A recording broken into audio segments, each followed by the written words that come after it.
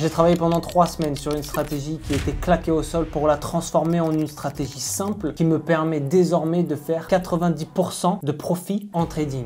Oui, tu as bien entendu, 90%. Comment faire? Il suffit de prendre les bons placements au bon moment en suivant un plan précis que je vais te montrer dans cette vidéo étape par étape. Garder une psychologie saine et faire en sorte de ne pas s'écarter du suivi du plan sont la clé. Cette stratégie est faite pour vivre du trading simplement et je vais t'expliquer pourquoi. Le problème, c'est que beaucoup d'entre vous sous-estiment la capacité de l'analyse technique en essayant de chercher une stratégie un peu miraculeuse et en fait changent de tactique toutes les semaines. Erreur. Les gars, vous vous fourvoyez. Vous ne lisez pas, vous dormez trop et vous ne vous brossez pas les dents 3 fois par jour parce que vous ne connaissez pas ce qu'on appelle le tsunami, qui se base sur un principe simple, japonais, de liquidité en trading. Dans cette vidéo, je vais vous montrer les 5 étapes qui me permettent de A à Z d'encaisser 90% de profit avec cette stratégie qui est sous-cotée et qui vous apportera méthodologie et technique et surtout qui va vous permettre de vivre du trading. Avec ça, logiquement, vous allez devenir un vrai sniper des marchés financiers et vous allez pouvoir vivre du trading à une seule condition que vous verrez à l'étape numéro 5. Let's go. La première chose à faire, les snipers, c'est de choisir sa paire. USD-JPY, GBP-JPY, Euro-CHF. Pourquoi c'est important de choisir sa paire de devises? Pourquoi c'est surtout important de choisir son marché en réalité? En fait, chaque paire de devises a un niveau de volatilité différent. Si vous choisissez Euro-USD, vous allez voir une volatilité qui sera faible. Si vous allez sur GBP-JPY, vous allez avoir une volatilité qui sera élevée. Pourquoi c'est important la volatilité? Parce que la volatilité, ça affecte directement votre risque. Plus il y a de la volatilité, plus vous allez vous exposer à un risque. Pourquoi je dis ça? Eh bien, plus un trader va choisir une paire qui sera volatile et s'il n'est pas bien préparé, s'il n'a pas de plan, pas de journal de trading, etc., eh bien, il va tout simplement avoir plus de chances de fumer son capital. C'est pas dans notre intérêt. Notre intérêt, c'est de gagner. Volatilité, risque. Plus c'est risqué, plus vous avez de chances de perdre la plata. Est-ce que ce que je dis, c'est vrai? Il y a un mec qui s'appelle Alexander Elder qui l'a théorisé. Il a écrit un bouquin que vous n'avez pas lu qui s'appelle Trading for a Living. Et en fait, il fait la corrélation entre le choix des instruments, des actifs, du marché d'un trader qui est lié directement avec la volatilité de celui-ci. Et c'est essentiel de choisir en amont, savoir ce qu'on va trader avant de trader. Ça va déterminer notre rentabilité. Il faut comprendre que c'est très important parce que plus ça sera volatile, plus ça sera risqué, mais surtout, chaque paire a sa propre caractéristique, surtout en Forex. Pourquoi? Parce que chaque paire est corrélée avec une autre. Donc comment faire pour bien choisir sa paire? Eh bien c'est simple. Bien choisir sa paire, c'est aussi bien choisir son style de trading. C'est-à-dire scalping, day trading, swing trading, c'est très important. Beaucoup négligent et puis à la fin, on vient de me dire Alex, moi je trade en scalping, mais le jeudi je trade en day trading et après à long terme je trade en swing trading. Tout ça, malheureusement, ça va vous permettre de faire qu'une chose, de fumer votre capital. Donc choisissez en amont, prenez le temps de choisir votre paire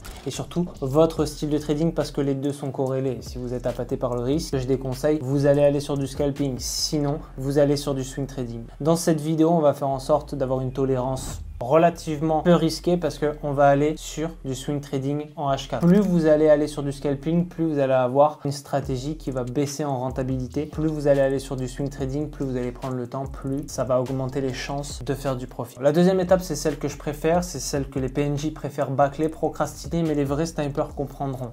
Deuxième étape, façonner son plan. Premièrement, tendance de fond. Deuxièmement, support et résistance. Troisièmement, tsunami. Quatrièmement, RR. Pourquoi un plan, c'est important? Parce qu'un plan, c'est des règles précises qui vous permettent d'entrer, de sortir, de gérer votre profit, de gérer votre risque. C'est votre plan qui va vous permettre de faire tout ça. Pourquoi trader avec discipline? Eh bien, trader avec discipline, ça veut dire éviter les émotions. Les émotions en trading, c'est notre ennemi. Il y a une étude comportementale qui a été créée sur le Finance Project qui montre que les traders qui ont un plan strict sont plus cohérents que la normale et évitent de faire des erreurs impulsives. Qui dit évite de faire des erreurs impulsives veut dire rentabilité. Parce que le but du trading est de faire de l'argent, certes, mais de préserver votre capital. Mark Douglas, que je cite souvent et que j'aime beaucoup, dans son livre Trading in the Zone, en parle. Il dit qu'un trader sans plan est un trader qui est vulnérable à ses émotions et donc plus exposé au fait de faire des pertes. Comment créer un plan de trading? Vous pouvez créer un plan de trading chez vous directement. Comment? Simplement avec votre stratégie. Vous avez une stratégie de base, comme on va voir, ce qui va nous permettre de faire 90% de réussite. Et ensuite, le plan va vous emmener à définir les objectifs, c'est-à-dire les profits et les pertes. Pour déterminer si un plan de trading est bon ou non, non, si une stratégie est bonne ou non. Vous devez aller dans le passé directement et faire en sorte de backtester dans le passé et ensuite choisir une approche. Selon moi, c'est 2 critères, c'est votre tolérance au risque, c'est vous qui gérez votre risque, et surtout votre disponibilité. Vous n'allez pas trader 17 heures par jour, surtout si vous avez qu'une lucarne de 2 heures. Maintenant que ceci est fait, qu'on a fait les choses en amont, on va rentrer dans le vif du sujet en préparant la stratégie pour avoir 90% de réussite.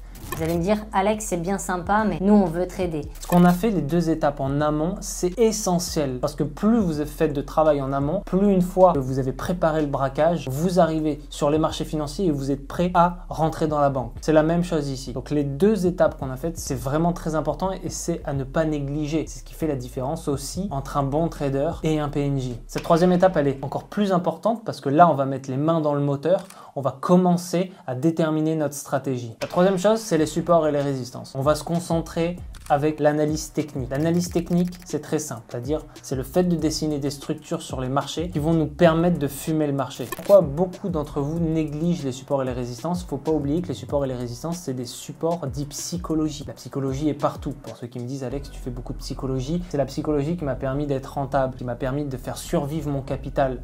À la différence où c'est votre psychologie qui va vous emmener dans les abysses des pertes et qui va enclencher des biais de revanche, des biais de casino, etc. À chaque perte, vous allez déprimer. À chaque victoire, vous allez popper le champagne. C'est la psychologie qui vous permet d'être stable toute l'année. C'est le but. Donc les niveaux de support sont des supports et des résistances des niveaux psychologiques où les acheteurs et les vendeurs vendent au même moment. Ça, c'est pas moi qui le dis. Un type très connu qui s'appelle John G. Murphy qui a écrit un livre qui s'appelle Technical Analysis of the Financial Market qui explique que les niveaux de support et de résistance sont essentiels pour identifier les zones de retournement ou de continuation. Et ça va être le point de notre stratégie. Nous, on va se placer au niveau des supports et des résistances. On va attendre un signal. Donc, nous, on va augmenter notre probabilité de chance de savoir que ça va se retourner. Et donc, on va faire en sorte de se placer à ce moment, à ce timing de retournement. Ce qui fait qu'on va éliminer beaucoup de trades et on va en garder que quelques-uns, ce qui va augmenter notre chance de réussite. Comment déterminer les supports et les résistances? Toujours dans le passé.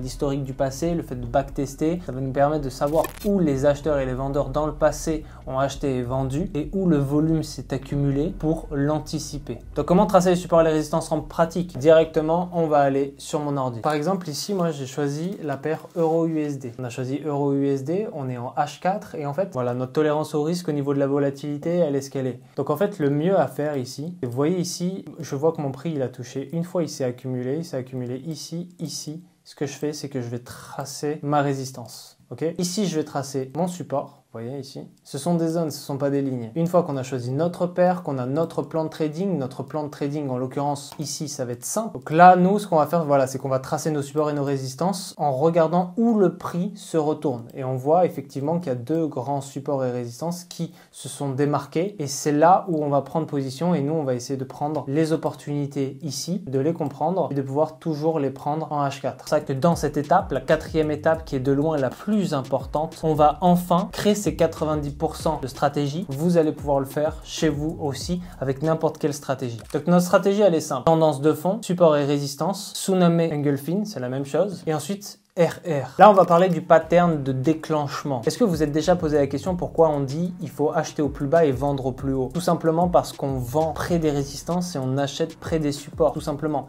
Ça, c'est un support. Ça, c'est une résistance. Donc, on va essayer de vendre près des résistances et d'acheter près des supports. C'est aussi simple que ça. Et qu'est-ce qui va nous permettre d'acheter au bon moment? Parce que le trading, c'est une histoire de timing. Ça va être le tsunami. Le tsunami en japonais, c'est un type de bougie qui veut dire engloutir. En anglais, on appelle ça aussi une engulfing. Une engulfing, c'est quoi? C'est une bougie qui représente plus de 70% de la bougie précédente. Ça veut dire qu'elle va engloutir, elle va avaler la bougie précédente et en fait ça va nous montrer simplement une liquidité. Ça veut dire que la liquidité des acheteurs et des vendeurs, elle va se matérialiser dans cette bougie et ça va nous donner le feu vert pour trader. Donc première étape, la tendance de fond. Ici on voit qu'on est en tendance baissière. Donc on va chercher à vendre. C'est très important. Ensuite on va se placer près des résistances. Ici on voit qu'on a une grosse résistance. Ok. Donc première étape, tendance de fond. On s'écarte pas du plan, c'est très important. Deuxième étape, support et résistance. Troisième étape, on regarde l'engulfing. L'engulfing, c'est une bougie comme cela que vous allez souvent voir près des supports et des résistances parce que le prix va se retourner. Ici, vous voyez cette bougie, elle engloutit, elle avale directement la bougie précédente. plus de 50%. Donc là, vous voyez, il y a un retournement. Par contre, ce que vous voyez ici, c'est une petite correction et ensuite le marché il coule. C'est un double top. Ça veut dire qu'il va essayer de tester 2 fois ma résistance, première fois, et une deuxième fois pour être sûr. Ça veut dire qu'un double top, c'est un M. Vous voyez, le prix fait tac, tac, tac, tac. C'est aussi simple que ça en réalité. Ici, vous avez une deuxième engulfing. Un peu plus difficile à voir parce qu'il y a une toute petite bougie ici qui est présente. Peu importe, on était sûr avec la première et là, vous voyez que vous êtes sûr directement que le prix il chute et il part à la baisse. Pareil ici, vous voyez l'engulfing en H4, c'est là où elle est le plus représentatif de la liquidité. Vous voyez, ici, elle englobe ma bougie précédente.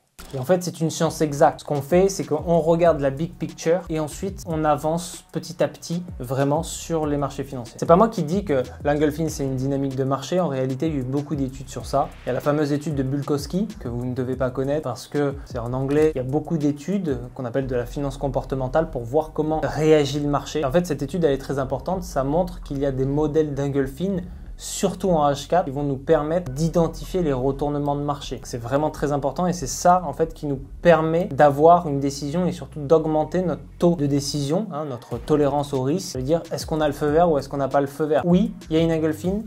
On trade. Il n'y a pas que ces études, il y a Steve Nissen aussi qui en a parlé énormément, c'est un expert en chandelier japonais, en bougie japonais, c'est pour ça qu'on appelle ça une tsunami. C'est en fait une engulfing, tsunami ça veut dire qui engloutit en japonais. Et en fait il a prouvé que c'était un pattern de renversement. Vous voyez ici par exemple, près des supports, on a des patterns. Ça c'est une annonce économique et ça c'est un pattern. Vous voyez que les deux bougies, si on les fusionne, elles sont plus grosses que la bougie précédente. Si cette bougie ici ne vous convient pas, vous avez encore cette bougie ici qui vous donne le feu vert. On a tendance de fond, support, résistance et surtout engulfing qui est le feu vert, mais la dernière étape, la 5e étape est de loin la plus importante parce que c'est ça qui va nous créer les 90% de réussite, de profit. Parce que votre capacité à créer un pourcentage élevé de profit, c'est pas simplement d'attendre l'engulfing, c'est surtout d'attendre le bon moment et éviter les mauvais signaux. Comment faire? Eh bien tout simplement avec le risk-reward. Pourquoi un RR c'est aussi important? Eh bien tout simplement parce que le risk-reward c'est ce qui vous permet de déterminer vos objectifs, votre profit, votre marge de profit et surtout votre marge de perte. Fixer un objectif de profit à l'avance vous permet de rester discipliné et ça c'est le plus important en trading. En trading, faire de l'argent c'est très simple. Ce qui est plus dur c'est la survie de votre capital. Le RR il vous permet de rester discipliné là où par exemple si vous avez un trade perdant, il vous permet de ne pas mettre de l'émotion dedans. La plupart des traders professionnels mettent des RR. Il y a des études qui ont été menées qui ont prouvé que les traders les plus performants mettaient des risk-reward qui étaient réalistes et surtout en fonction de leur objectif. Il va être très difficile pour vous par exemple de prendre